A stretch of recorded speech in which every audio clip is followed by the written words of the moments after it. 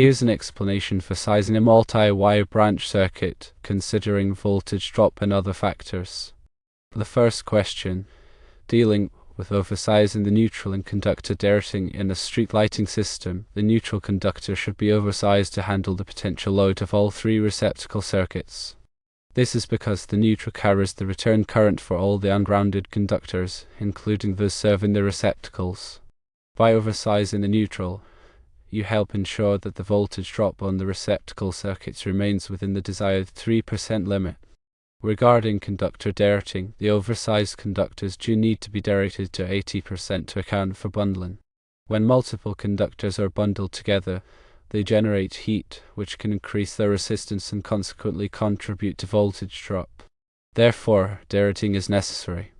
Now, addressing the second question about ground fault circuit interrupter, or GFCI, receptacles and breakers. GFCI receptacles do not require a separate neutral wire for each receptacle. They incorporate an internal neutral connection between the line and load terminals. However, GFCI breakers do require a separate neutral wire for each breaker. This additional neutral wire is essential for connecting the GFCI breaker to the equipment grounding conductor, completing the GFCI circuit's functionality.